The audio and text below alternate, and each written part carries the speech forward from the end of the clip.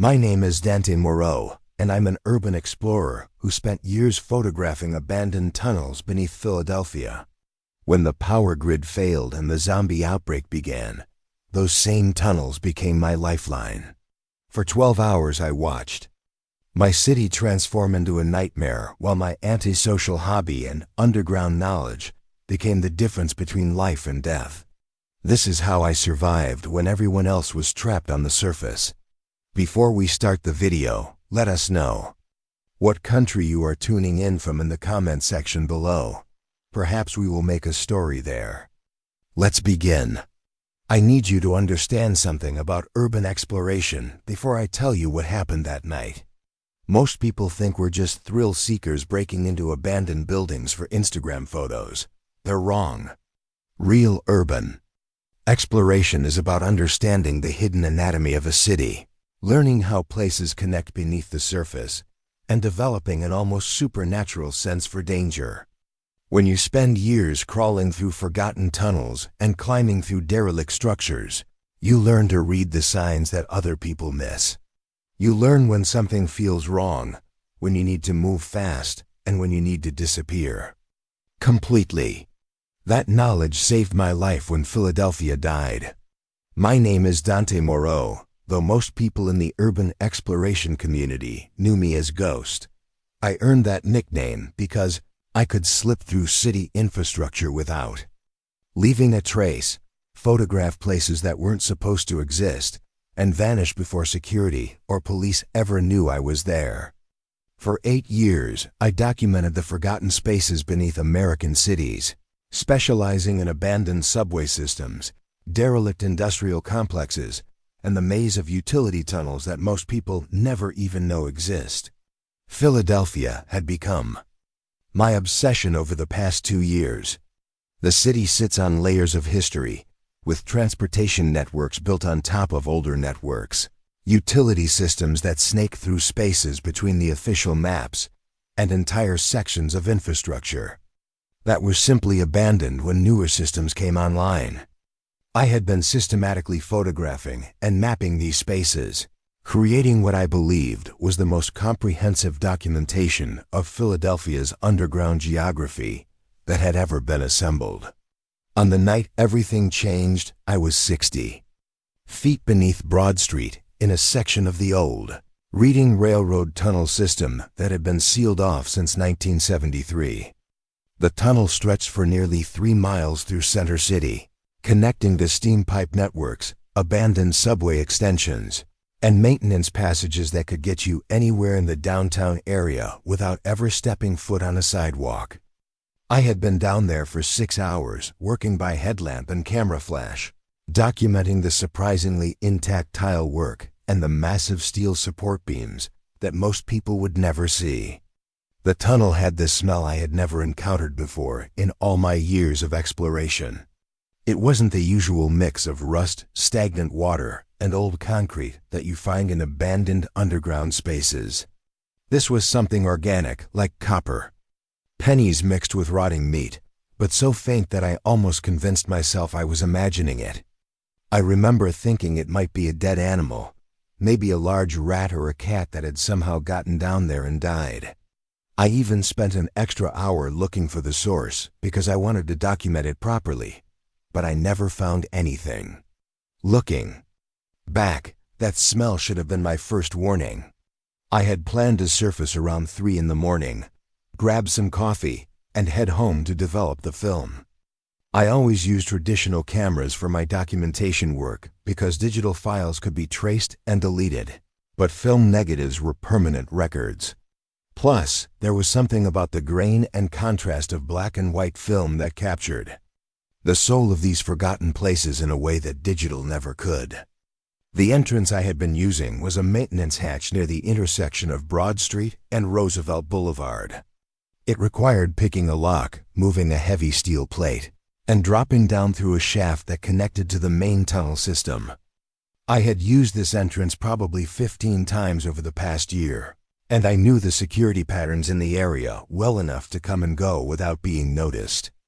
When I climbed back up that shaft and pushed open the maintenance cover, the first thing I noticed was the silence.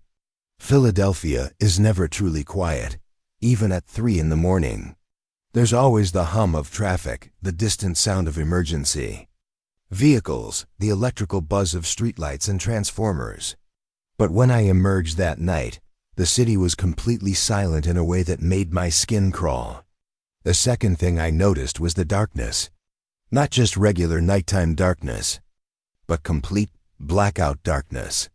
Every streetlight was dead. Every building was dark. Even the red lights on the radio towers that normally blinked constantly were gone. The only illumination came from my headlamp and the faint glow of stars that were visible for the first time in years because of the total absence of light pollution. I had experienced power outages before, but this was different. This was systematic, complete, like someone had thrown a switch and turned off an entire city. My first thought was some kind of massive grid failure, maybe a cyber attack or a solar flare. These things happened, and utilities always claimed they had backup systems. But I had seen enough abandoned infrastructure to know that most backup systems were just as neglected and unreliable as the primary systems they were supposed to replace. I decided to walk to Mickey's Diner, a 24-hour place about 6 blocks away on Roosevelt Boulevard. Mickey's was the kind of establishment that truckers and night shift workers relied on, and they always had a backup generator for situations like this. If anyone would have information about what was happening, it would be the people gathered there. The walk through those empty streets was unlike anything I had ever experienced. Philadelphia has a population of over 1.5 million people, but as I walked those 6 blocks, I didn't see a single person. No police cars, no emergency vehicles, no night shift workers heading home, no early morning commuters starting their day. The silence was so complete that my footsteps echoed off the buildings like gunshots. Every car was dead, not just turned off but completely without power. No dashboard lights, no automatic door locks clicking, no security systems beeping. I tried several car doors as I walked, thinking maybe I could get a radio working, but everything was completely dead. Even vehicles that should have had independent electrical systems showed no signs of life. The strangest part was the absence of people. During a normal power outage, you would expect to see residents coming outside to check on neighbors, emergency personnel setting up command posts, utility workers trying to identify problems. But the streets were completely abandoned, as if the entire population had simply vanished the moment the lights went out. When I finally reached Mickey's Diner, I could see the red glow of emergency lighting through the windows. The sight was almost overwhelming after walking through 6 blocks of complete darkness. I had never been so grateful to see artificial light in my entire life. Inside, I found exactly what I had expected to find. 3 long-haul truckers sat at the counter, nursing cold coffee and complaining about their GPS units and CB radios going dead. Behind the counter, a tired-looking waitress named Dolores was fiddling with a battery-powered radio that produced nothing but static no matter what frequency she tried. The truckers were exactly the kind of people you would expect to find in an all-night diner during a crisis. Kenny was a big guy, probably in his 50s, with Kenny stitched on his work shirt and calloused hands that suggested he had been driving truck for decades. He had that easy confidence that comes from having dealt with every kind of road emergency you could imagine. The other 2 were younger, maybe in their 30s, but they had the same weathered look that comes from spending most of your life on highways. Dolores had been working at Mickey's for at least 10 years, based on the way she moved around behind the counter. She knew where everything was without looking, and she had that practiced efficiency that comes from serving coffee to stressed out people in the middle of the night for most of your adult life. The emergency lighting cast everything in a red glow that made everyone look like they were in a dark room, which was oddly comforting to me given my photography background. I ordered coffee and asked what they knew about the power situation. Kenny told me that the blackout had started around 11:30, and that it seemed to affect everything electronic. Not just the power grid, but cars, radios, cell phones, everything. One of the younger truckers said he had been listening to his CB when everything went dead, and that the last thing he heard was chatter about similar blackouts hitting cities up and down the East Coast. Dolores mentioned that the landline phone was dead too, which was unusual because landlines usually stayed operational during power outages. She had tried calling the utility company, the police, even her sister in New Jersey, but there was no dial tone at all. The radio kept producing static, but every few minutes we would pick up fragments of what sounded like emergency broadcasts.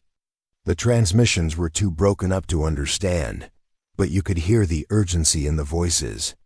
I shared what I had observed during my walk to the diner, particularly the complete absence of people and the fact that even battery-powered devices in cars seemed to be dead.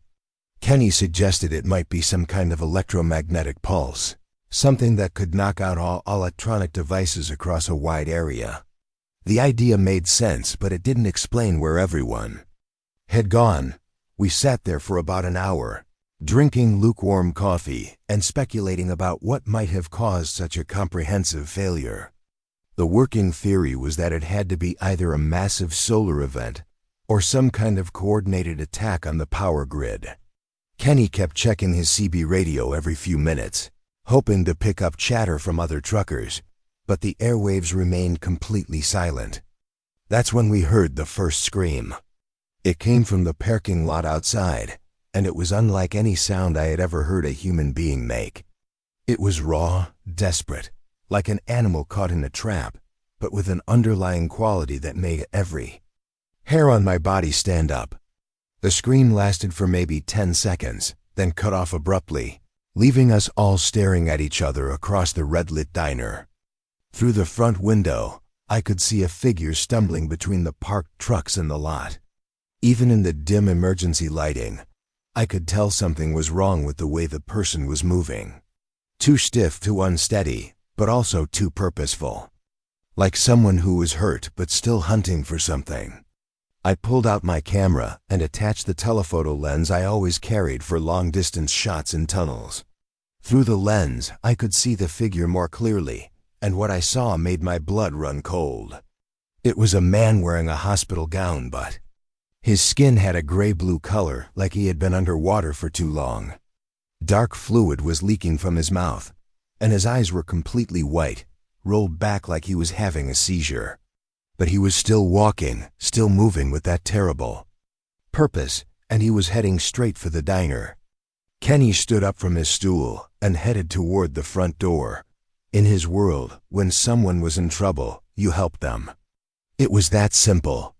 He had probably stopped to help stranded motorists hundreds of times over his driving career, and his first instinct was to do what he had always done.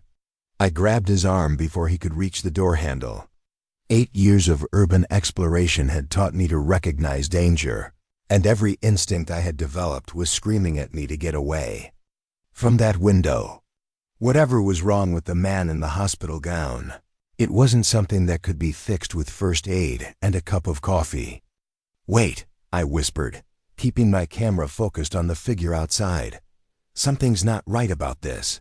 Through the telephoto lens, I could see details that weren't visible to the naked eye. The man's movements were too mechanical, like a puppet, being controlled by someone who didn't quite understand how human joints were supposed to work. His mouth was hanging open, and the dark fluid wasn't just leaking out.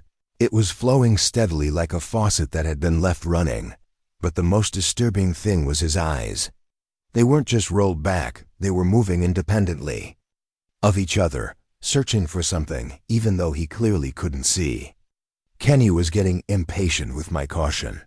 In his experience, when someone needed help, you didn't stand around taking pictures, you acted. He was probably thinking I was one of those people who would rather document a crisis than actually do something about it. And under normal circumstances, he would have been right to think that. But these weren't normal circumstances. That's when we heard the pounding on the back door of the diner.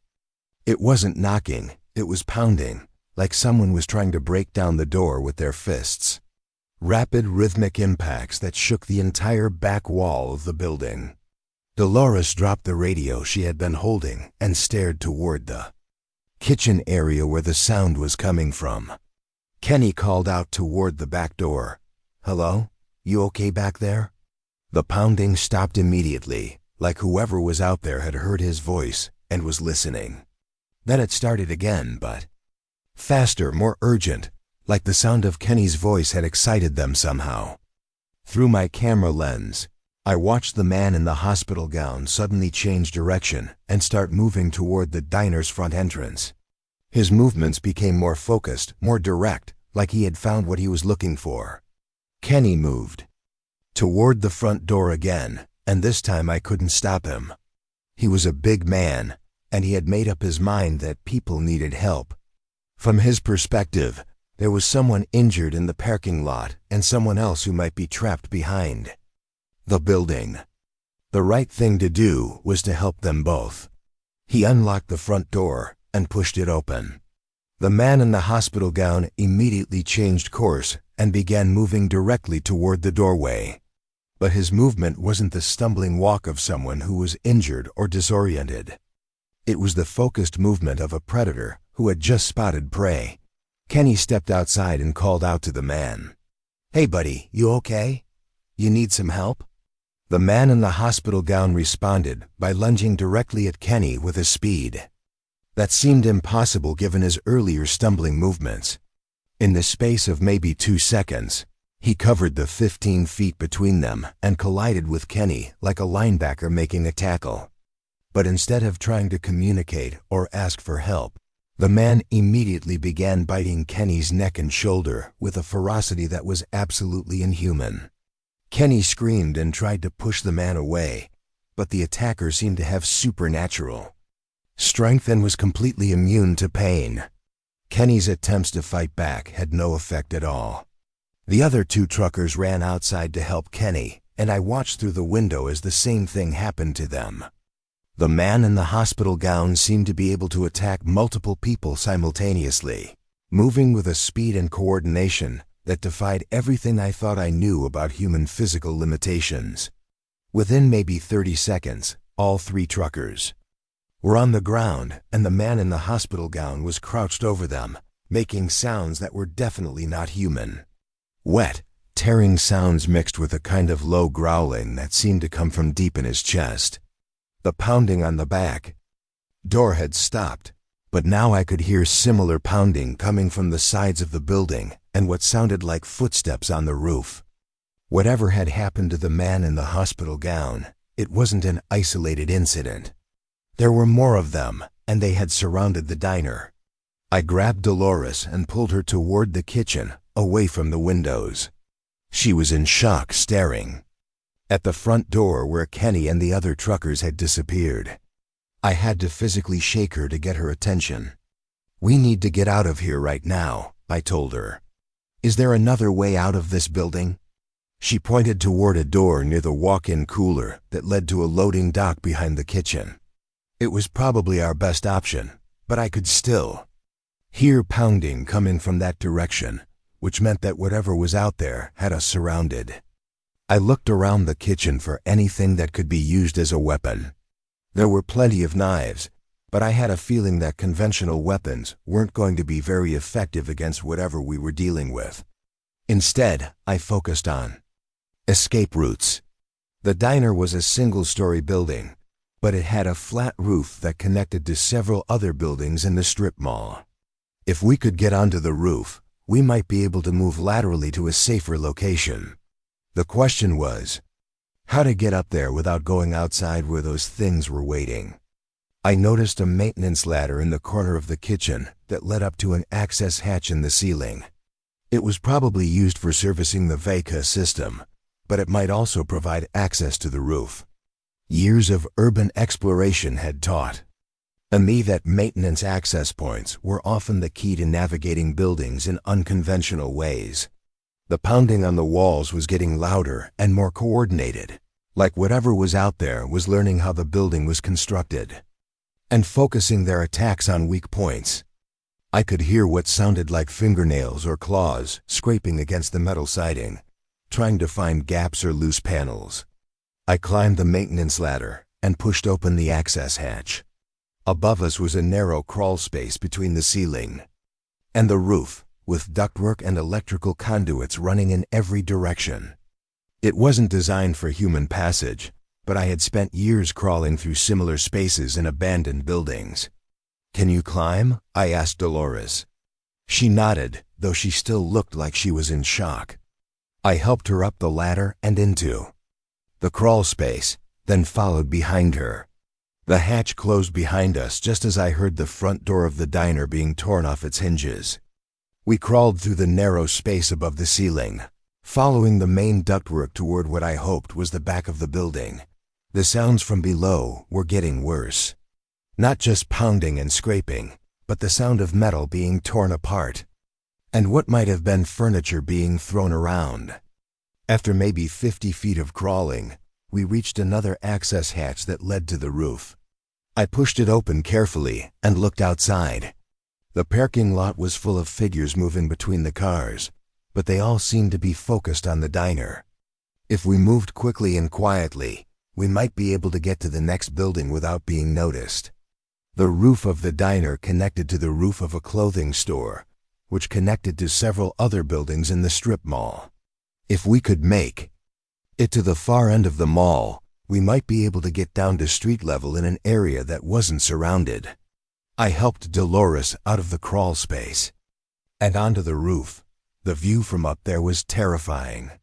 The parking lot contained at least 20 figures, all moving with that same mechanical, predatory gait I had observed in the man with the hospital gown.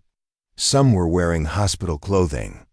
Others were in regular street clothes, but they all had that same gray-blue skin color and the same purposeful, inhuman movement. But the most disturbing thing was how they seemed to be coordinating their actions. They weren't just randomly attacking the building. They were working together, focusing their efforts on specific weak points, like they had some kind of shared intelligence guiding their behavior. We moved across the rooftops as quietly as possible, staying low and avoiding any areas where our silhouettes might be visible from the parking lot. I used techniques I had learned from years of rooftop photography, moving from shadow to shadow and timing our movements to avoid being outlined against the sky. When we reached the far end of the strip mall, I found a fire escape that led down to an alley behind the buildings. The alley was dark and seemed to be empty, but I had learned not to trust appearances. I spent several minutes watching and listening before we began our descent.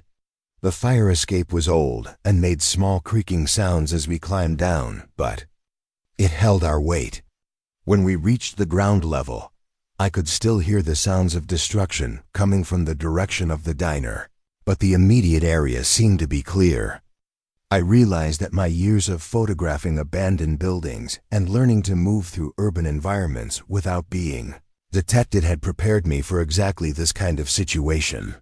The skills I had developed for avoiding security guards and police were proving to be invaluable for avoiding something much more dangerous.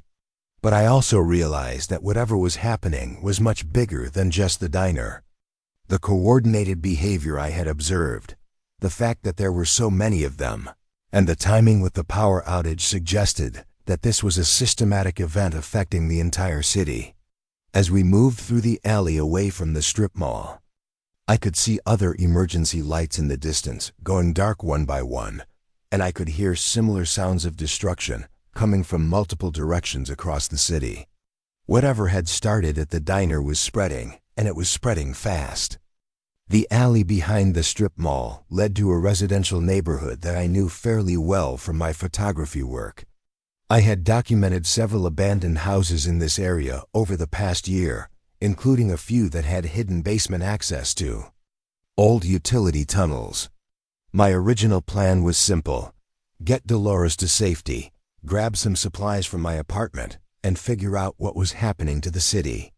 But as we moved through those residential streets, it became clear that my apartment was not going to be an option. The neighborhood looked like a war zone. Cars were abandoned in the middle of the street with their doors hanging open. Front yards were littered with personal belongings, as if people had dropped everything and run. But the most disturbing thing was the houses themselves. Windows were broken, front doors were hanging off their hinges, and I could see dark stains on the sidewalks that I didn't want to think about too carefully. Dolores stayed close behind me as we moved from shadow to shadow. She hadn't spoken since we left the diner, but I could tell she was holding herself together through sheer willpower. Every few blocks we would hear sounds in the distance. Sometimes it was screaming, sometimes it was the sound of glass breaking or metal being torn apart. But increasingly, it was that low growling sound I had first heard from the man in the hospital gown. I was starting to understand that whatever was happening, it wasn't limited to a few isolated cases. This was systematic, widespread, and it was moving through the city like a wave of destruction. The timing with the power outage couldn't be a coincidence. Something had triggered both events simultaneously, and the result was the complete collapse of normal society in a matter of hours. My apartment building was only about 12 blocks from the strip mall, but it took us nearly 2 hours to cover that distance. We had to move carefully, avoiding main streets and staying in areas where we could duck into doorways or behind cars if we saw movement ahead of us. Several times we spotted figures moving in the distance, and each time they displayed that same mechanical predatory behavior I had observed at the diner. But I was also starting to notice patterns in their behavior that might be useful for survival. They seemed to be attracted to sound and movement, but they didn't appear to have enhanced vision. When we stayed still and quiet, they would often pass within a few feet of us without noticing our presence. They also seemed to lose interest in areas after they had thoroughly searched them, moving on to new territory rather than patrolling the same locations repeatedly. This suggested that they were hunting systematically rather than randomly, which was both good news and bad news. Good news because it meant their behavior was predictable. Bad news because it meant they were much more intelligent than they initially appeared. When we finally reached my neighborhood, I could see immediately that my building was not going to be accessible. The front entrance had been torn apart, and there were clear signs of struggle in the lobby. Broken glass, overturned furniture, and those same dark stains I had been seeing throughout the residential area. But more importantly, I could see movement inside the building. Figures were moving back and forth, past the windows on multiple floors, and their movement patterns suggested they were searching the building methodically, going from apartment to apartment. I had a backup plan, though. Years of urban exploration had taught me to always have multiple ways of accessing and escaping any location. I knew about a fire escape on the backside of the building that connected to the roof of an adjacent parking garage. From there, I could potentially access my apartment through a window without going through the compromised front entrance. The parking garage was a 6-story structure that I had used before for photographing the city skyline. The roof level connected to my building's fire escape, and I had even left some equipment cached up there for future photography sessions. If that cache was still intact, it would give us some basic supplies and maybe even a working radio. We approached the parking garage from the side street, staying in the shadows and watching for any signs of movement. The structure appeared to be empty, but I had learned not to trust appearances. We moved up the stairwells slowly, checking each level before proceeding to the next. The parking garage told its own story of what had happened during the first few hours of the crisis. Cars were abandoned on every level, some with doors open and engines still running until they ran out of gas. Personal belongings were scattered everywhere, suggesting that people had fled in panic, grabbing whatever they could carry and abandoning everything else. But the most telling detail was the pattern of damage. On the lower levels, it looked like people had left in an orderly fashion, taking time to lock their cars and gather their belongings. But as we moved higher in the structure, the signs of panic became more obvious. Cars had been abandoned in the middle of driving lanes, doors left open, personal items dropped and trampled. This suggested that whatever had triggered the panic had escalated quickly, catching people off guard even though they had some warning that something was wrong. The power outage had probably been the first sign, but whatever came next had been sudden and terrifying enough to cause mass panic. When we reached the roof level of the parking garage, I could see across the entire neighborhood from our elevated position. What I saw confirmed my worst fears about the scope of this crisis. Emergency lights were going dark throughout the city, not just in our immediate area. I could see fires burning in multiple locations, and the sounds of destruction were coming from every direction. But I could also see something else that made my blood run cold. The figures moving through the streets weren't moving randomly. They were moving in coordinated groups, spreading out through the city in a pattern that looked almost military in its organization. Whatever was controlling their behavior, it wasn't just basic predatory instinct. There was intelligence behind.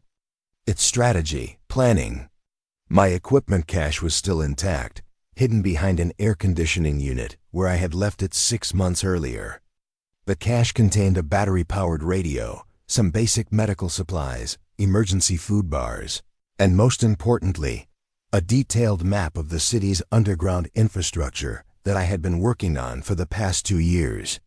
I turned on the radio and began scanning frequencies, looking for any kind of official emergency broadcast. Most of the spectrum was dead, but I managed to pick up fragments of transmissions on several emergency frequencies. The signals were weak and broken up, but I could make out enough to understand that Philadelphia wasn't the only city affected.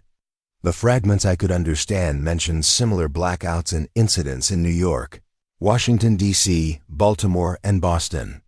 One transmission mentioned something about containment failure and coordinated response, but the signal was too weak to make out the details.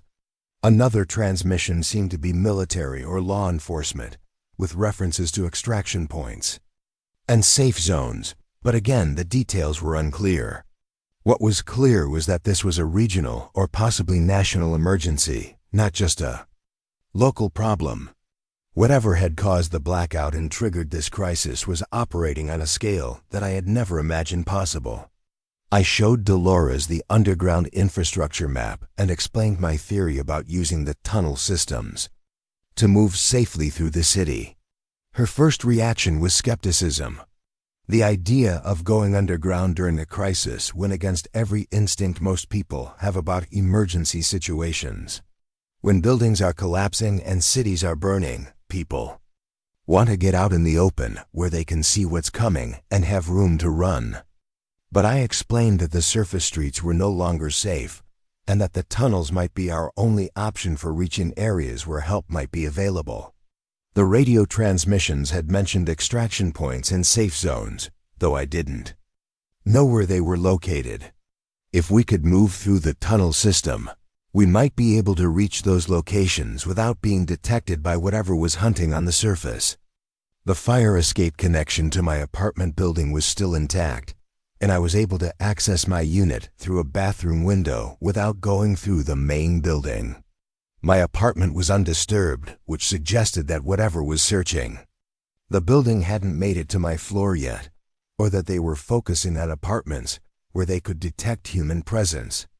I grabbed essential supplies from my apartment, additional camera equipment, my complete collection of underground maps, emergency food and water, basic tools, and most importantly, my master keys for accessing utility tunnels throughout the city.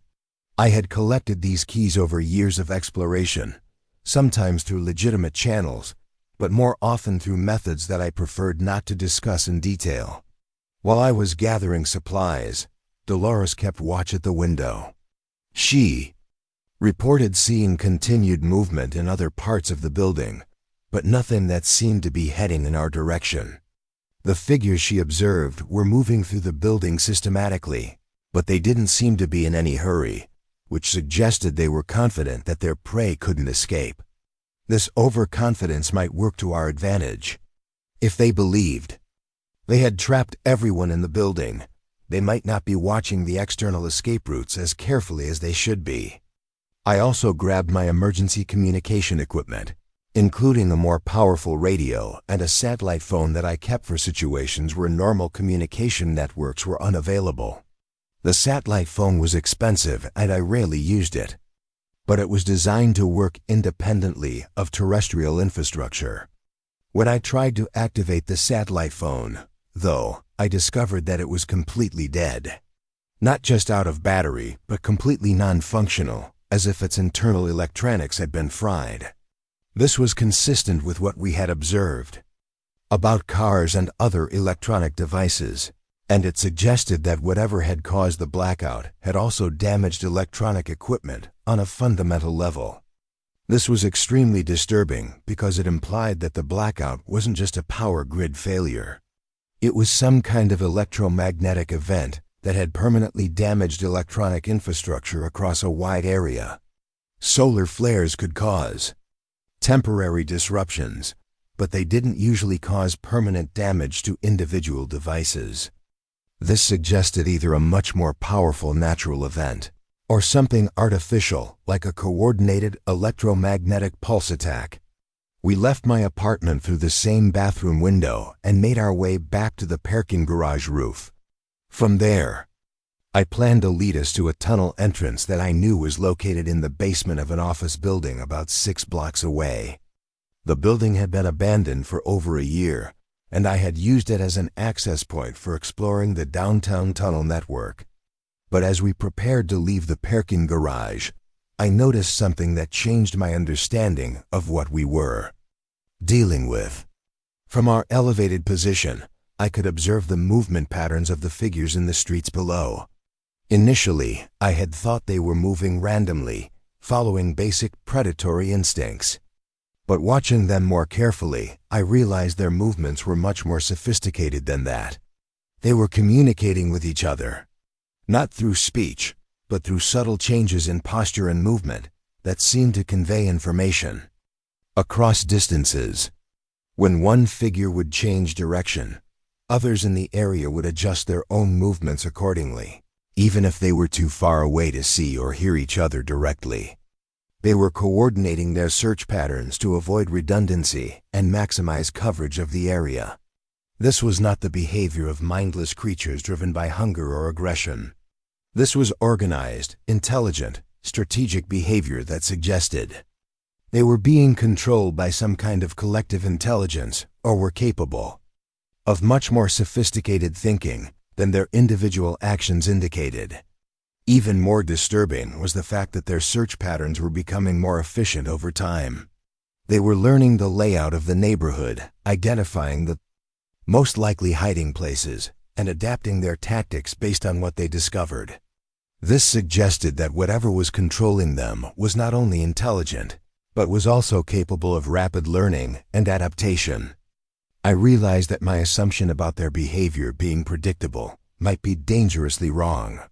If they were capable of learning and adapting, then strategies that worked early in the crisis might become less effective over time. We needed to stay ahead of their learning curve, which meant constantly changing our tactics and avoiding any kind of predictable routine. The route to the office building took us through an area that I knew well from my photography work. There were several abandoned buildings in this section of the city, and I had spent considerable time documenting their decay and exploring their hidden spaces.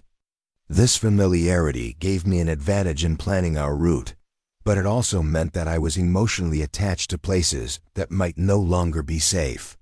One building in particular had been my favorite subject for photography over the past year.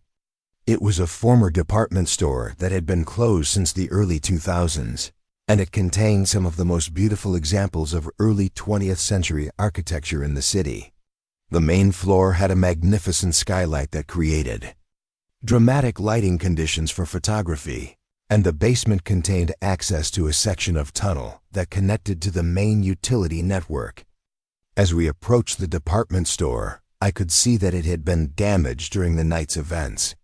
Windows that had been intact for over a decade were now broken, and there were clear signs that the building had been searched by the same forces that had torn apart my apartment building. But I could also see that the basement access I needed was probably still intact. The damage seemed to be concentrated on the upper floors, while the basement level appeared to be undisturbed. This made sense if the creatures were focusing there. Search on areas where they expected to find survivors, rather than exploring every possible space. We entered the department store through a loading dock that I had used many times before for photography sessions. The interior of the building was darker than usual because of the power outage, but I knew the layout well enough to navigate without using my flashlight unnecessarily. The basement access was exactly where I remembered it, hidden behind what appeared to be a structural wall, but was actually a removable panel that provided maintenance access to the utility tunnels. I had discovered this entrance during my first exploration of the building, and I had used it dozens of times to access different parts of the underground network. But as I prepared to remove the access panel, I heard something that made me freeze in place. Footsteps on the floor above us. Not the mechanical, predatory movement I had observed from the creatures, but the careful, deliberate footsteps of someone trying to move quietly through an unfamiliar space. Human footsteps, but multiple sets, suggesting a group of people. My first instinct was relief. Other survivors, people who might have information about what was happening, or who might be able to help us reach safety. But 8 years of urban exploration had taught me to be suspicious of unexpected encounters in abandoned buildings. Not all humans in crisis situations could be trusted, and desperate people sometimes made dangerous decisions. I signaled to Dolores to stay quiet and moved toward the stairwell to get a better sense of who was upstairs and what they were doing. The footsteps were moving systematically through the main floor, but they were being careful to avoid making unnecessary noise. This suggested either people with military or law enforcement training, or people who had learned to be cautious through recent experience with the creatures. I could hear whispered conversations, but I couldn't make out the words. The tone suggested urgency but not panic, which was encouraging. People in panic make noise and bad decisions. People who were being careful and communicating in whispers were more likely to be rational and potentially trustworthy. But I also knew that approaching unknown people in a crisis situation was extremely risky. They might be friendly, but they might also be desperate enough to take our supplies by force. They might be reliable, but they might also be making noise that would attract the creatures. They might be heading somewhere safe, but they might also be lost and looking for someone to blame for their situation. I decided to observe them for a while before making contact, to get a better sense of their intentions and capabilities. If they seemed competent and trustworthy, I might approach them with an offer to share information or resources.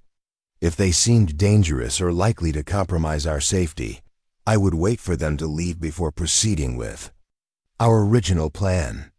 But as I listened to their movements and conversations, I began to realize that they might have information that could be crucial for our survival. One of the voices sounded like it might belong to someone with medical training. Based on terminology I could barely make out. Another voice had the cadence and vocabulary of someone with military or law enforcement background. These were exactly the kind of people who might know about official evacuation plans, emergency protocols, or safe zones that hadn't been mentioned in the fragmented radio transmissions I had picked up. The question was whether the potential benefits of making contact outweighed the risks of revealing our presence to strangers in an extremely dangerous situation. I made the decision to make contact with the people upstairs, but I was going to do it on my terms and from a position where I could retreat quickly if things went wrong. I whispered to Dolores to stay by the tunnel access panel and be ready to remove it if we needed to escape underground immediately. If the people upstairs turned out to be hostile, or if they attracted unwanted attention, we would disappear into the tunnel system before they could follow us. I moved up the stairwell slowly, keeping to the shadows and stopping frequently to listen.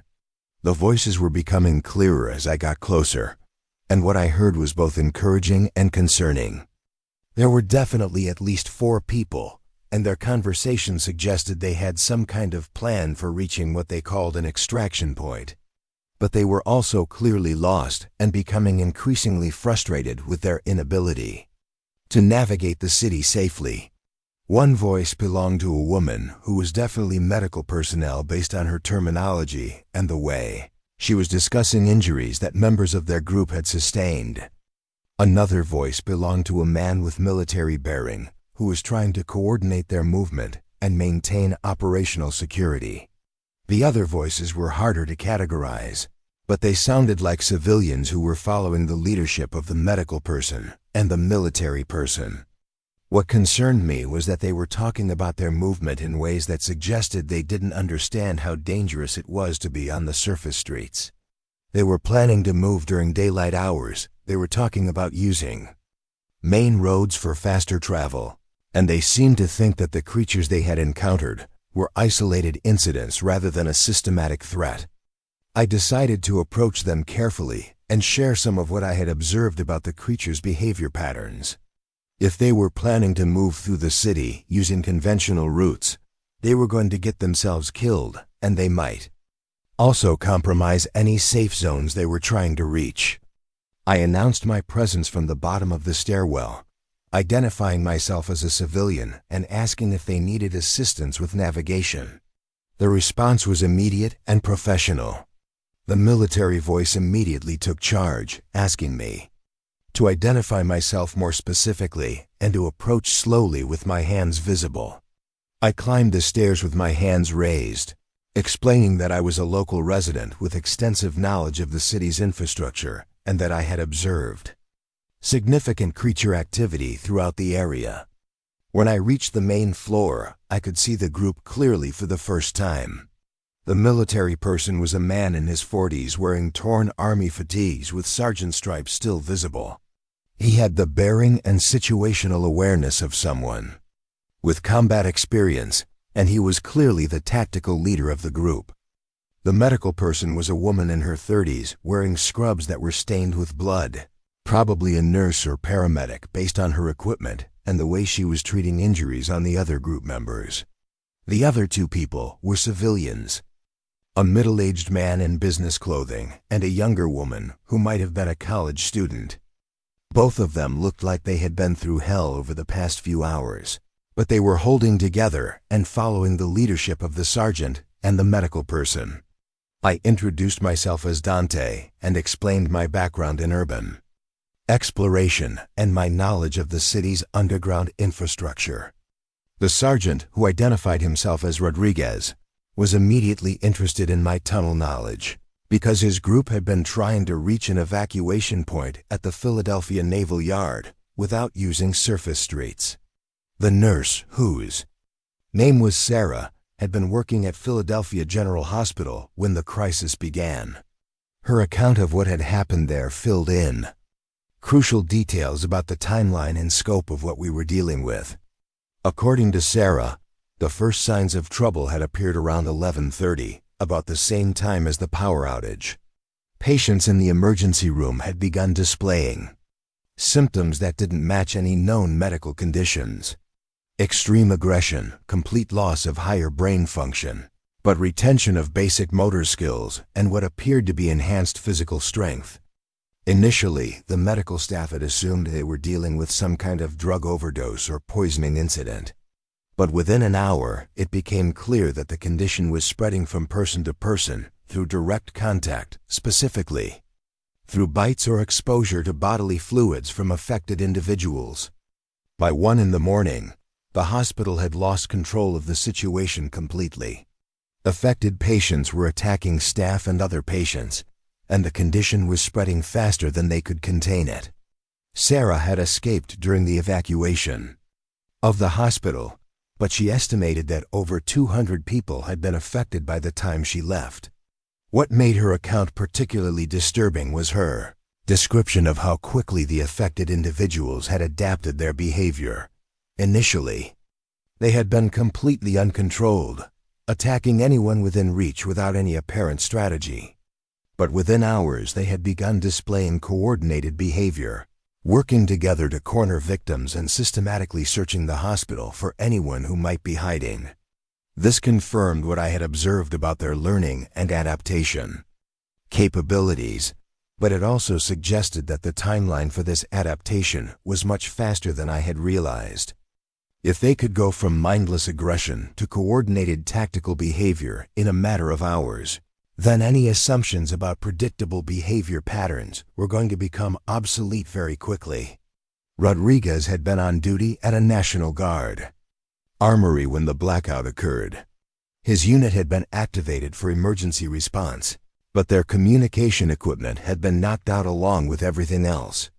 By the time they had organized a response using runners and other primitive communication methods, reports were coming in about similar incidents at locations throughout the city. His account provided crucial information about the official response to the crisis. Military and law enforcement agencies were trying to establish safe zones and evacuation points, but they were operating with severely limited communication and coordination capabilities. The Naval Yard had been designated as a primary evacuation point because it had independent power generation and defensive capabilities, but getting there safely was becoming increasingly difficult as the creatures spread throughout the city. The two civilians, whose names were Michael and Jennifer, had been trapped in an office building downtown when the crisis began. Their escape had taken them through areas where they had observed the creatures in large numbers, and their descriptions confirmed that the threat was not limited to medical facilities or specific neighborhoods. The entire city was affected, and the creatures were spreading outward from multiple points of origin. I shared my observations about the creatures' behavior patterns, particularly their attraction to sound and movement and their apparent ability to communicate and coordinate with each other. I also explained my theory about using the underground tunnel system to move safely through the city without being detected. Rodriguez was immediately interested in the tunnel option because his group had been unable to make progress on surface streets. Every route they had attempted had been blocked by creatures, and their attempts to move during daylight hours had resulted in several close calls that had left Jennifer and Michael injured. Sarah was concerned about the medical implications of going underground, particularly the risk of infection if any of them had open wounds, but she agreed that the surface streets were no longer viable.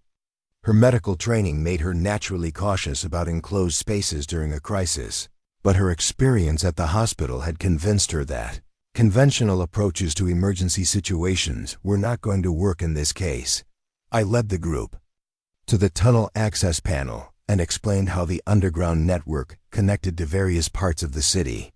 My map showed multiple routes to the Naval Yard, including some that would allow us to avoid the most heavily populated areas where creature activity was likely to be concentrated. But as I was explaining the route options, I noticed something that made me extremely uncomfortable. The sounds from the street outside were changing. The random noise of destruction and occasional screaming that had characterized the first few hours of the crisis was being replaced by more organized sounds, rhythmic footsteps, coordinated movement, and what might have been some kind of communication between groups of creatures. I went to one of the broken windows and looked out at the street carefully.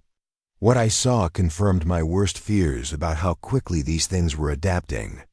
The creatures were no longer moving randomly through the area. They were conducting systematic searches, working in coordinated groups, and covering the neighborhood in a pattern that would eventually lead them to every possible hiding place. Even more disturbing was the fact that some of them appeared to be carrying objects. Not weapons exactly, but tools that they were using to force entry into buildings more efficiently.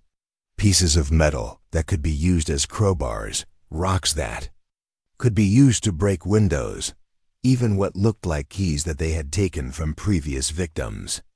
This was tool use, which represented a level of cognitive ability that was far beyond what I had initially assumed.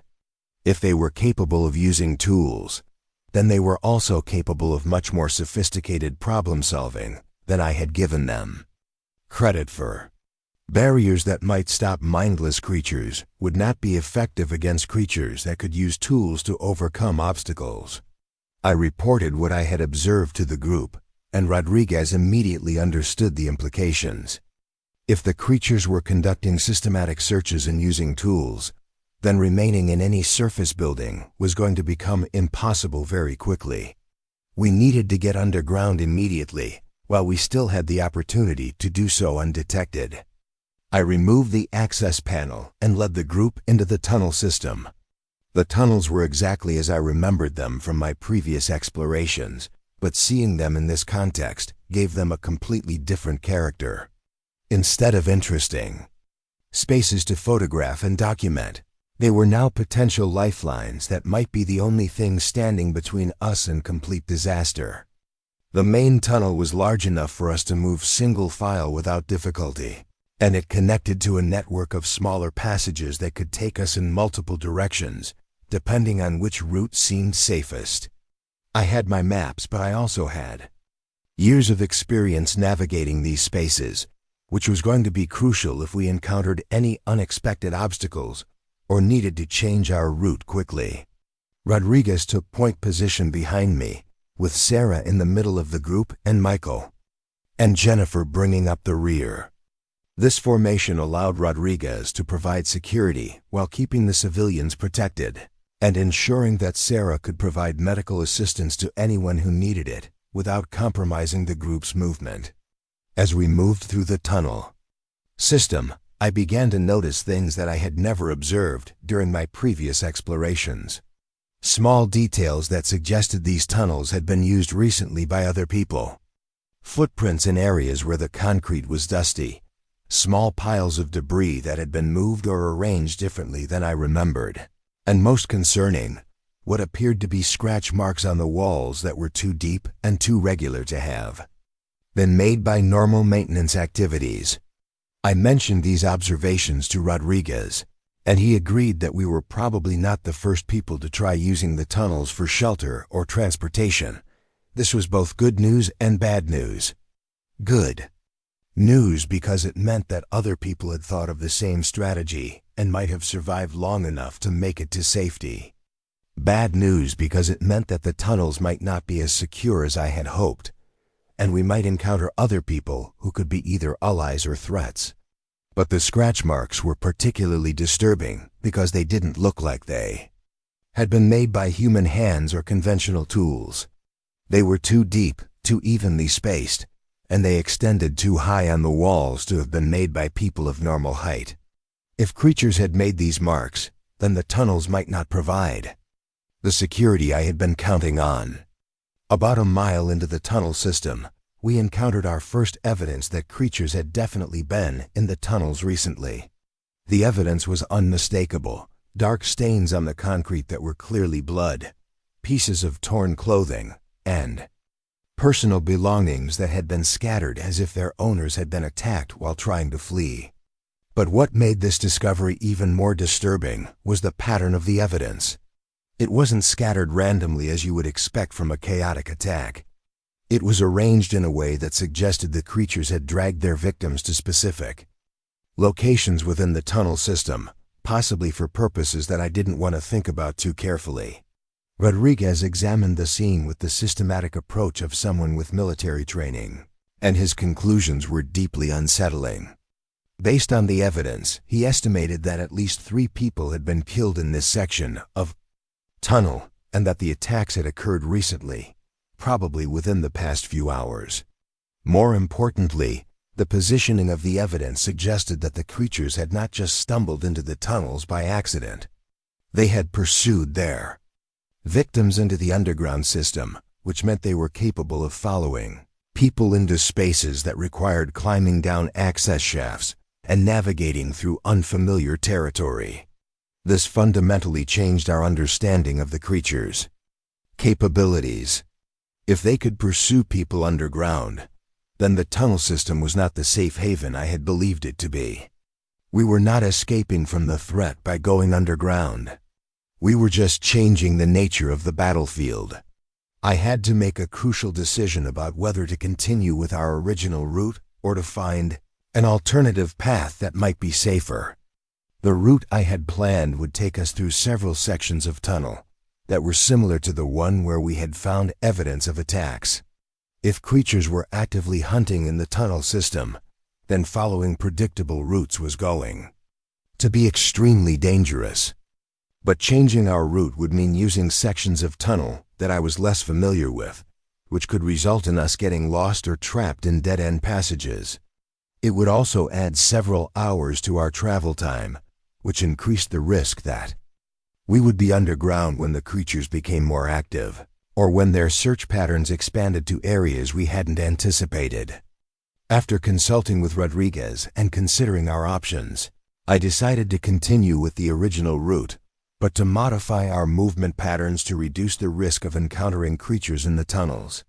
Instead of moving continuously through the main passages, we would advance in short segments, stopping frequently to listen for signs of pursuit and using smaller side passages to bypass areas that seemed particularly dangerous. This approach would be slower and more physically demanding, but it would give us the best chance of detecting threats before they could corner us in narrow tunnel spaces where our options for escape would be limited. As we implemented this new strategy, I began to notice that the tunnel system itself was telling a story about what had happened during the first few hours of the crisis. The evidence suggested that many people had had the same idea about using the tunnels for shelter or escape, but that very few of them had succeeded in reaching safety. The implications of this pattern were deeply disturbing. If experienced urban explorers and people familiar with the tunnel system were unable to navigate safely underground, then the creatures were not just randomly violent. They were actively hunting, using sophisticated strategies, and adapting to the tactics that people were using to try to escape them. This meant that every assumption we had made about their behavior and capabilities was potentially wrong, and that strategies that seemed logical and safe might actually be leading us directly into danger. The modified movement strategy worked well for the first 2 miles of tunnel, but it also revealed just how extensively the underground system had been compromised. Every few hundred yards, we would find more evidence of recent human presence followed by signs of violence. Personal belongings, bloodstains, and those disturbing scratch marks that seemed to be getting deeper and more frequent as we moved deeper into the network. What worried me most was that the evidence suggested the attacks weren't random encounters. The positioning of belongings and the pattern of damage indicated that people had been systematically hunted through the tunnels, pursued from one location to another until they were cornered in areas where escape was impossible. The creatures weren't just stumbling into the underground system, they were using it as a hunting ground. Rodriguez had reached the same conclusion based on his analysis of the evidence. During one of our rest stops, he pulled me aside and shared his assessment of what we were seeing. In his experience with urban warfare, the pattern of evidence suggested that we were dealing with an enemy that understood terrain, could predict human behavior, and was capable of setting up ambushes in strategic locations. This was military-level tactical thinking, which meant that whatever was controlling these creatures was far more sophisticated than we had initially believed. We weren't just dealing with infected individuals acting on basic predatory instincts. We were dealing with something that could think, plan, and execute complex strategies.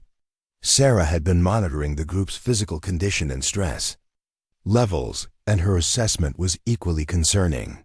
The psychological impact of moving through a space that had clearly been the site of multiple violent deaths was taking a toll on everyone, but particularly on Michael and Jennifer, who didn't have military or medical training to help them compartmentalize what they were seeing. More importantly, she was beginning to see signs of what might be early infection symptoms in Jennifer. Nothing definitive, but subtle changes in behavior and physical condition that matched some of what she had observed in the early stages of cases at the hospital.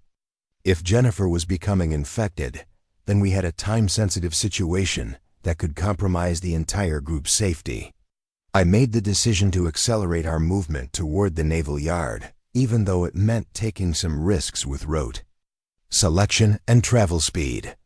If Jennifer was infected, then we needed to reach medical facilities as quickly as possible, both for her sake and to prevent her from becoming a threat to the rest of the group. But as we moved faster through the tunnel system, we began to encounter obstacles that hadn't been present during my previous explorations. Sections of tunnel that had been clear were now blocked with debris, not from structural collapse, but from deliberate placement of materials to create barriers.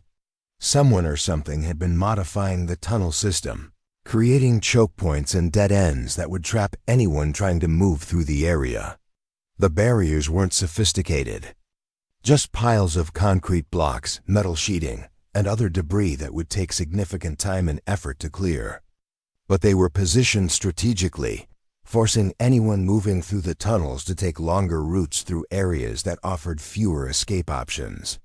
Rodriguez identified this immediately as a tactic designed to funnel potential victims into kill zones where they could be attacked more effectively. The barriers weren't meant to completely block passage, just to force people into predictable routes where ambushes could be set up. This confirmed that we were dealing with intelligence that understood human psychology and movement patterns.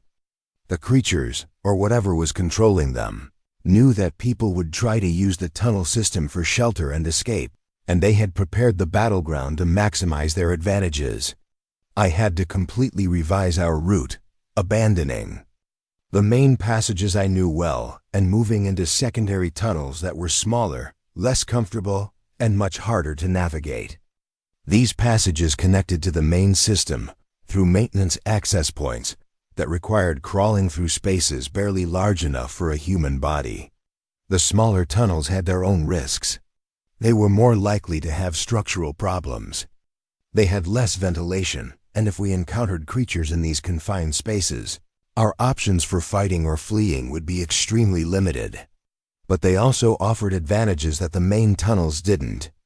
They were harder for large groups to move through quickly. They had multiple connection points that could serve as escape routes, and they were less likely to have been systematically prepared for ambushes. As we moved through these cramped passages, crawling single file with our equipment, I began to notice that the scratch marks on the walls were different in the smaller tunnels. Instead of the deep, regular marks we had seen in the main passages, these were shallower and more scattered, as if whoever or whatever had made them had been moving quickly and with less precision. This suggested that the creatures had difficulty navigating the smaller spaces, either because of their size or because of changes in their motor control that made precise movement more difficult. If this was true, then the smaller tunnels might actually be safer than the main passages, despite their obvious disadvantages for human movement. We had been moving through the secondary tunnel system for about an hour when we encountered our first evidence of other survivors who had successfully used the same strategy. Hidden in a maintenance alcove, we found a small cache of supplies that had clearly been placed there recently by someone with knowledge of tunnel navigation. The cache contained water, energy bars, basic medical supplies, and most importantly, a hand-drawn map showing safe routes through the underground system. The map was annotated with information about areas to avoid, locations where creatures had been observed, and alternative passages that could be used if primary routes were blocked. But the most valuable information in the cache was a note explaining that the Naval Yard evacuation point had been overrun and that survivors were being directed to an alternative location at the Philadelphia International Airport. The note was signed with initials and dated just a few hours earlier, which meant that at least some people were not only surviving, but were actively gathering intelligence and trying to help other survivors. This completely changed our tactical situation. If the Naval Yard was compromised, then we had been heading toward danger rather than safety. But if there was an organized survivor presence at the airport, then we had a legitimate destination that might offer real security and the possibility of evacuation from the affected area. Rodriguez studied the map carefully and cross-referenced it with his knowledge of the city's geography. The route to the airport would be significantly longer than our original route to the naval yard, and it would take us through sections of tunnel that none of us were familiar with. But the annotated information on the map suggested that other people had successfully made this journey, which improved our chances of reaching safety. Sarah examined the medical supplies in the cache and found antibiotics and wound treatment, materials that weren't typically available to civilians. This suggested that at least some of the survivors who had reached the airport included medical personnel, which was encouraging for Jennifer's condition and for the overall viability of the airport as a safe haven. I made the decision to adopt the route shown on the cached map, but to continue using the smaller tunnel passages rather than the main routes that were marked as safe. My reasoning was that the map had been created several hours earlier, and the tactical situation underground was changing rapidly. Routes that had been safe when the map was drawn might have been compromised by the time we reached them. As we adjusted our course toward the airport, we began to encounter signs that other survivor groups were using the tunnel system more extensively than we had realized. We found evidence of temporary camps in alcoves and side passages, makeshift latrines, in areas with good ventilation and cached supplies hidden in multiple locations. But we also found evidence that not all of these groups had survived their underground journey. Several campsites showed signs of hasty abandonment, with personal belongings scattered and clear evidence of struggle.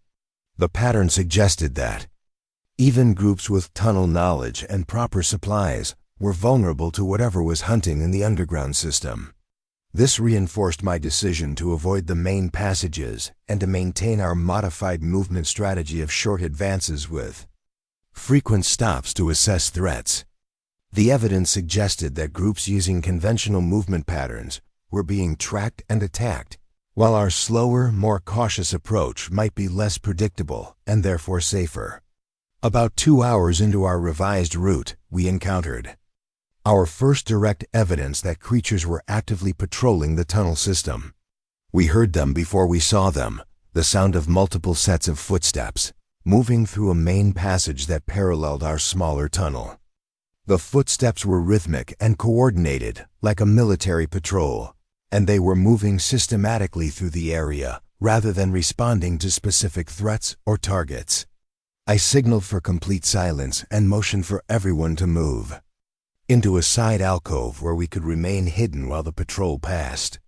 Through a small gap in the wall between our tunnel and the main passage, I was able to observe the creatures directly for the first time since we had gone underground. What I saw was both terrifying and tactically important. The patrol consisted of 6 creatures moving in a coordinated formation, with one individual clearly acting as a leader and the others following specific movement patterns. They were systematically checking side passages and alcoves using hand signals to communicate and covering each other's movements in a way that demonstrated sophisticated tactical training. But the most disturbing observation was that they were carrying equipment. Not just the improvised tools I had seen on the surface, but what appeared to be military or law enforcement gear that they had acquired from somewhere. Flashlights, radios, and what might have been weapons, though it was difficult to see clearly in the limited lighting. This meant that they had not only retained the ability to use tools, but had also learned to acquire and operate complex equipment. If they could use radios, then they had communication capabilities that could allow them to coordinate operations across wide areas. If they could use weapons, then they had tactical advantages that went far beyond their physical capabilities. The patrol passed our hiding place without detecting us, but their systematic search pattern suggested that they would eventually check every possible hiding place in the tunnel system.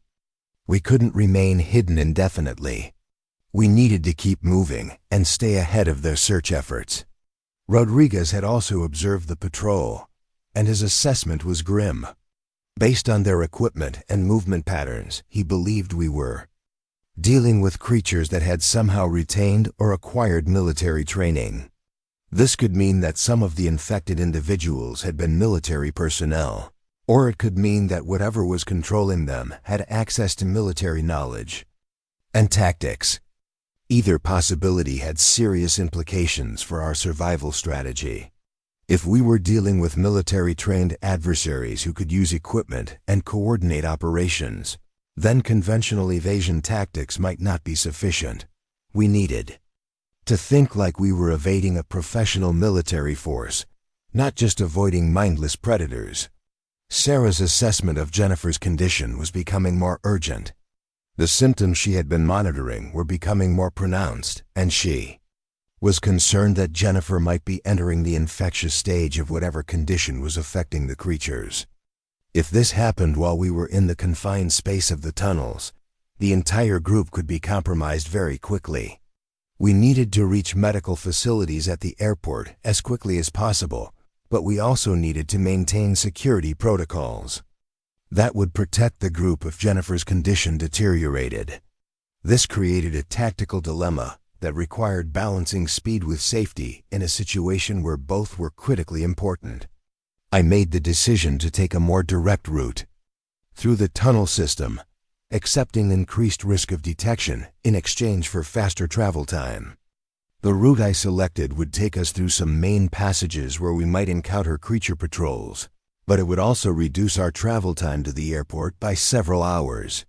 This decision was based on my assessment that Jennifer's condition was becoming the most immediate threat to group survival, and that reaching medical help quickly was more important than maintaining perfect concealment. Rodriguez agreed with this assessment, though he insisted on implementing additional security measures to compensate for the increased exposure. As we moved into the main tunnel system, the evidence of creature activity became much more obvious. The scratch marks were deeper and more extensive. The barriers were more sophisticated, and there were clear signs that large groups of creatures had been moving through the area regularly. But we also found evidence that other survivor groups had successfully navigated these passages recently. Fresh footprints, recently cached supplies, and markings on the walls that appeared to be navigation aids left by people who knew where they were going. This suggested that despite the increased danger, the main passages were still viable for groups with proper tactics and timing. The key was moving quickly enough to avoid being caught by patrols, while being careful enough to avoid walking into prepared ambushes. We implemented a modified version of the movement strategy that Rodriguez had used during his military service, with designated points where we would stop to assess threats and plan the next segment of our route. This approach required more tactical discipline than our previous movement pattern, but it also gave us better situational awareness and faster reaction time if we encountered hostile forces. The strategy worked well for the first several miles of main tunnel, but as we got closer to the airport area, we began to encounter evidence that the creature presence was much heavier in that part of the underground system. The barriers became more frequent and more sophisticated. The scratch marks covered almost every surface, and there were clear signs of recent large-scale combat between creatures and human defenders. This suggested that the airport safe zone was either under active siege or had been recently overrun. If the airport was no longer secure, then we were walking directly into the most dangerous area in the entire tunnel system, with no clear alternative destination and limited options for retreat. Rodriguez and I discussed the tactical situation and agreed that we needed current intelligence about the airport before proceeding further. Moving blindly toward a potentially compromised safe zone could result in the entire group being trapped in an area with heavy creature presence and no escape routes. But getting current intelligence would require exposing someone to surface observation, which carried its own significant risks. The question was whether the risk of reconnaissance was outweighed by the risk of proceeding without adequate information about our destination. As we debated our options, Jennifer's condition suddenly deteriorated rapidly, forcing us to make immediate decisions about medical treatment and group security that would determine whether any of us survived the next few hours. Jennifer collapsed without warning, dropping to her knees in the tunnel and beginning to convulse in a way that was terrifyingly similar to what Sarah had described from her experience at the hospital. Her skin was taking on that same gray-blue coloration I had first observed in the man at the diner, and dark fluid was beginning to leak from her mouth and nose. Sarah immediately moved to provide medical assistance, but Rodriguez grabbed her arm and pulled her back. His military training had taught him to recognize when someone was beyond help and when attempting rescue would only create additional casualties. Jennifer's transformation was happening too quickly for any medical intervention to be effective, and staying close to her during the process would put the entire group at risk. But this left us with an impossible decision. Jennifer was clearly becoming one of the creatures that had been hunting us through the tunnel system, but she was doing so in a confined space where we had limited options for escape or defense. If we tried to retreat, we might run directly into the creature patrols we had been avoiding. If we tried to continue forward, we would be traveling with a hostile entity that knew our location, our capabilities, and our intended destination. I realized that my knowledge of the tunnel system, which had been our primary survival advantage, was about to become a liability. Jennifer had been present for all of our route planning discussions and had observed my navigation methods throughout our underground journey. If the infection process preserved memory and reasoning ability while redirecting loyalty and objectives, then she would be able to provide detailed intelligence about our group to whatever force was coordinating the creature activities. The transformation process was faster than what Sarah had observed at the hospital, which suggested that the infection was becoming more efficient over time or that environmental factors in the tunnel system were accelerating the progression.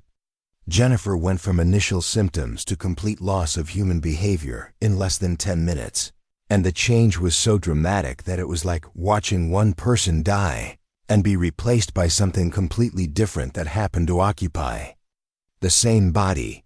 When the transformation was complete, the thing that had been Jennifer stood up and began moving through the tunnel with the same mechanical precision I had observed in other creatures. But instead of immediately attacking us, it began moving toward the main passage where we had observed the creature patrol earlier. It was clearly going to report our location and provide intelligence about our group composition and capabilities. Rodriguez made the tactical decision to pursue and neutralize the threat before it could reach the main passage, but the confined space of the secondary tunnel made this extremely difficult.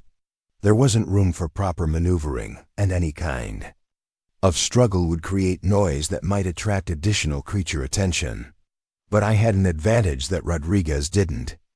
I knew exactly where Jennifer was heading because I knew the tunnel layout, and I knew about a section of tunnel ahead of her position where a maintenance shaft provided access to a higher level passage. If I could reach that access point before she passed underneath it, I might be able to intercept her without creating the noise and disturbance that a conventional confrontation would cause. I explained my plan to Rodriguez and moved ahead through a parallel passage that would bring me to the maintenance shaft.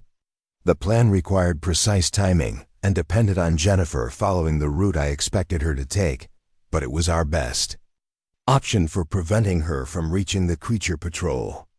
The maintenance shaft was exactly where I remembered it, and I was able to position myself above the passage where Jennifer would need to travel to reach the main tunnel. When she passed underneath my position, I dropped down behind her and used techniques I had learned from moving silently through urban environments to approach without being detected. What happened next taught me something crucial about the creature's capabilities and limitations. Jennifer immediately sensed my presence, even though I was moving with complete silence and approaching from behind her field of vision. She turned to face me with the same mechanical precision she had displayed since her transformation, but her response was defensive rather than aggressive. This suggested that the creatures retained some kind of threat assessment capability that allowed them to distinguish between immediate dangers and potential strategic assets. Instead of immediately attacking me, Jennifer seemed to be evaluating whether I represented a threat that needed to be eliminated immediately or an opportunity that could be exploited for tactical advantage. The evaluation process gave me the opening I needed to neutralize the threat, but the experience also revealed that the creatures were much more tactically sophisticated than we had realized.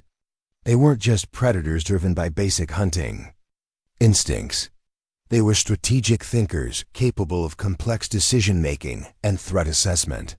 When I returned to the group, Rodriguez and I discussed the implications of what I had observed. If the creatures could perform real-time tactical analysis and make strategic decisions, then they were essentially a military force, with capabilities that went far beyond anything we had prepared for. Sarah was dealing with the psychological impact of losing Jennifer and the medical implications of what we had witnessed. The rapid transformation process meant that any injury or exposure to creature bodily fluids could result in infection and transformation within a matter of minutes. This fundamentally changed our risk assessment for any kind of direct confrontation or close quarters encounter. But we also had to consider the possibility that other members of our group might already be infected and in the early stages of transformation. If the infection could remain dormant for hours before becoming symptomatic, then we might be traveling with additional time bombs that could compromise our security at the worst possible moment. The immediate tactical situation required us to move away from the area where we had encountered Jennifer's transformation before creature patrols arrived to investigate any disturbances. But our long-term strategic situation had become much more complex because we couldn't trust our own group composition, and we had confirmation that the creatures possessed military-level tactical capabilities. I made the decision to abandon our planned route to the airport and instead head for an alternative destination that I had identified during my years of urban exploration. There was an abandoned subway station about 3 miles from our current position that had been sealed off during construction of the current transit system but had retained connections to utility tunnels and storm drainage systems. The abandoned station had several advantages as a potential safe haven. It was large enough to accommodate a significant number of people. It had multiple entrance and exit points that could serve as escape routes. And most importantly, it was located in an area that was unlikely to be on any official evacuation maps or survivor intelligence networks. If the creatures were using information from infected survivors to target known safe zones and evacuation points, then an unknown location that wasn't part of any official emergency plans might be safer than trying to reach designated survivor assembly areas. The route to the abandoned station would take us through sections of tunnel that I knew well from my photography work, but it would also require us to travel through areas where we had observed heavy creature activity. The trade-off was between the security of moving through familiar territory and the risk of encountering hostile forces in areas where they had established regular patrol patterns. Rodriguez agreed with the strategic logic of avoiding known evacuation points, but he was concerned about the tactical implications of traveling through heavily compromised tunnel sections with a reduced group that might include additional infected individuals. His military experience suggested that smaller groups had advantages in terms of stealth and mobility, but also had reduced capabilities for dealing with direct confrontations. Michael had been mostly silent since Jennifer's transformation, but his behavior was becoming increasingly concerning. He was showing some of the same early symptoms that Sarah had identified in Jennifer, including changes in skin coloration and subtle alterations in movement patterns. Sarah confirmed that Michael was likely in the early stages of infection, which meant we had another time-sensitive situation developing. But we had also learned from Jennifer's case that the transformation process was extremely rapid once it reached the symptomatic stage, which gave us very little time to reach any kind of medical facility where treatment might be possible. This created another impossible tactical decision. If we continued traveling with Michael, we risked another transformation occurring at a time and place that could compromise the entire group's security. But if we abandoned him, we would be condemning someone to death who might still be treatable. If we could reach proper medical facilities quickly enough, I decided to implement a modified travel strategy that would maximize our chances of reaching the abandoned station while minimizing the risk that Michael's potential transformation would compromise our security. The strategy involved moving in a formation that would allow us to maintain visual contact with Michael while ensuring that Rodriguez and I could respond quickly if his condition deteriorated. But as we moved deeper into the tunnel system, we began to encounter evidence that our presence underground was being tracked more systematically than we had realized. The creature patrols we encountered were no longer moving in random search patterns. They were moving in response to specific intelligence about survivor locations and movement patterns. This suggested that the creatures had developed some kind of communication network that allowed them to share tactical information across wide areas in real time. Whether this was through infected survivors who retained memory and communication abilities, or through some other method, the result was that the tunnel system was becoming increasingly difficult to navigate safely. We found evidence of other survivor groups that had been tracked and eliminated with tactical precision that demonstrated advanced planning and coordination.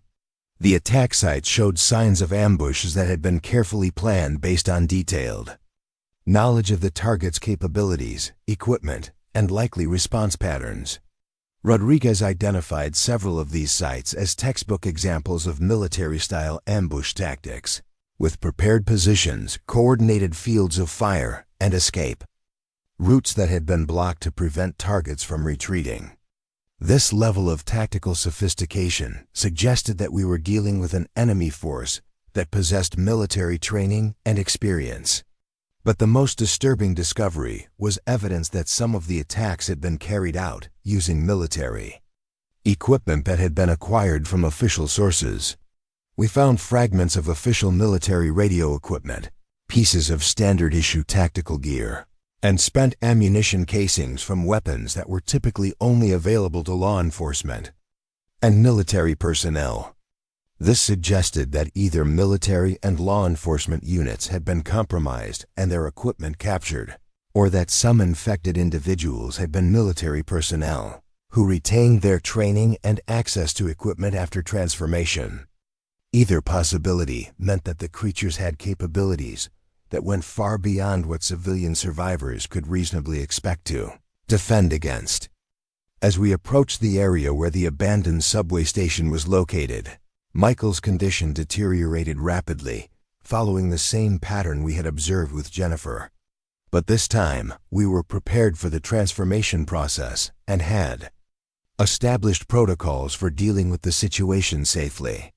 Rodriguez was able to isolate Michael before the transformation was complete, using tactics that minimized noise and disturbance while ensuring that the group's security wasn't compromised. But the experience confirmed that the infection was spreading within our group and that reaching medical facilities was becoming increasingly urgent for any remaining survivors. When we finally reached the abandoned subway station, we found that we weren't the first people to think of it as a potential safe haven. The station contained evidence of recent human habitation, including makeshift sleeping areas, cached supplies, and defensive preparations that suggested someone with military or security training had been using the location as a base of operations. But we also found evidence that the station had been attacked recently and that its previous occupants had either been killed or forced to flee. The attack had been systematic and thorough, with clear signs that the attackers had possessed detailed knowledge of the station's layout and defensive preparations. This discovery fundamentally changed our assessment of the tactical situation. If even well prepared, defensively positioned survivor groups were being eliminated with military precision, then the creature's capabilities were far beyond anything we had imagined. We weren't just dealing with infected individuals acting on basic instincts. We were dealing with a coordinated military force that possessed superior intelligence, equipment, and tactical capabilities. Rodriguez and I explored the station thoroughly, looking for any intelligence that might explain what had happened to its previous occupants, and whether the location could still be defended effectively. What we found was both encouraging and terrifying. The previous occupants had been in radio contact with other survivor groups and had been gathering intelligence about the scope and nature of the crisis. Their notes and maps showed that the outbreak had affected multiple cities across the eastern United States, that official government response had been limited and largely ineffective, and that the creatures were demonstrating capabilities that suggested coordinated leadership and strategic planning on a national scale. But they had also identified patterns in creature behavior that could be exploited for survival and resistance. The creatures were vulnerable to certain types of coordinated attacks. They had limitations in their ability to operate in specific environmental conditions, and their communication networks could potentially be disrupted using techniques that were within the capabilities of civilian survivors with proper training and equipment. Most importantly, they had established contact with other survivor groups that were organizing resistance efforts and working to establish secure areas where uninfected populations could be protected and supplied. The airport evacuation point had indeed been overrun, but alternative safe zones were being established in locations that were more defensible and less predictable. Sarah examined the medical supplies and documentation that had been left behind and found detailed records of successful treatment protocols for early-stage infections. The previous occupants had included medical personnel who had developed techniques for preventing or reversing the transformation process if intervention occurred quickly enough. This information was potentially crucial for any future survivors we might encounter, but it also revealed that the window for effective treatment was much smaller than we had hoped. Successful intervention required specialized equipment and medications that were only available at specific medical facilities, most of which had been overrun or destroyed during the early stages of the outbreak. As we established our own defensive positions in the abandoned station, we began to pick up radio communications from other survivor groups that were still active in the area. The communications revealed that organized resistance was developing, but that it was facing challenges that went far beyond the direct threat of creature attacks. The infrastructure damage caused by the initial electromagnetic event had created cascading failures in supply chains, communication networks, and transportation systems that made coordination between survivor groups extremely difficult. Even groups that had successfully defended against creature attacks were struggling with basic survival needs like food, water, medical supplies, and ammunition. But the radio communications also revealed that some survivor groups had made contact with military units that had maintained operational capability despite the widespread infrastructure damage. These units were working to establish secure corridors between major population centers and to evacuate civilian survivors to areas where more comprehensive protection and support could be provided. The challenge was reaching these secure corridors without being detected and eliminated by the creature forces that were actively hunting survivor groups. The military units were operating under severe constraints and couldn't provide direct support to isolated survivor groups, which meant that reaching them required successful navigation through hostile territory using only the resources and capabilities that individual groups could muster. Rodriguez and I spent several hours studying the intelligence information and radio communications to develop a plan for reaching one of the secure corridors. The closest corridor was located at Philadelphia International Airport, which had been recaptured by military forces and was being used as a staging area for evacuation operations. But reaching the airport would require traveling through approximately 15 miles of territory that was known to be heavily patrolled by creature forces. The journey would need to be made on foot using tunnel and surface routes that were partially mapped but not completely reliable, and it would need to be completed before the military evacuation window closed. The planning process revealed just how much our situation had changed since the crisis began 12 hours earlier. What had started as a local emergency that we could potentially wait out had evolved into a regional catastrophe that required active resistance and strategic planning for long-term survival. As we prepared to leave the abandoned station and attempt to reach the military evacuation point, we received radio communications indicating that similar outbreaks were being reported in major cities across North America and Europe. Whatever had caused the crisis in Philadelphia was part of a much larger event that was affecting global infrastructure and populations.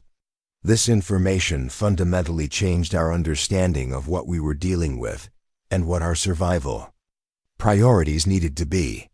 We weren't just trying to escape from a local disaster.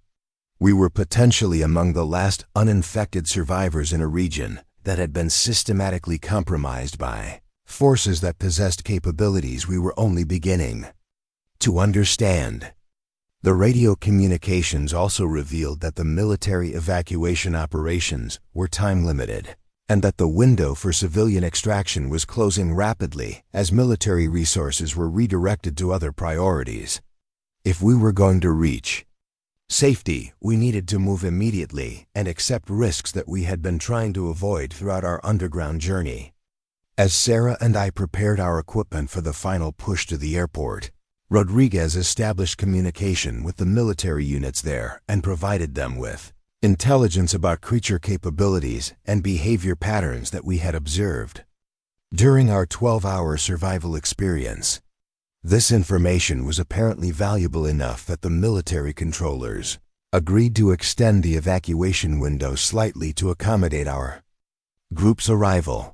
But they also provided us with updated intelligence about the tactical situation between our location and the population and the airport that revealed the full scope of what we would be facing. The creature forces had established systematic control over most of the transportation corridors leading to the airport, and they were actively intercepting and eliminating anyone attempting to reach the evacuation point. Our success would depend on using every skill, technique, and piece of knowledge we had acquired during our underground journey, combined with tactical innovations that could give us advantages that the creatures weren't prepared for. It was going to be the ultimate test of everything we had learned about survival in a world that had been completely transformed in the space of just 12 hours. The most important thing I had learned during those 12 hours was that the urban exploration skills I had developed over 8 years of documenting abandoned spaces had prepared me for survival challenges that I never could have imagined. The antisocial tendencies that had driven me to spend time alone in forgotten places had become the foundation for keeping other people alive in the most extreme circumstances possible. As we prepared to make our final attempt to reach safety, I realized that the abandoned tunnels and forgotten spaces that had been my obsession were about to become the pathway to salvation for whatever remained of human civilization in our region.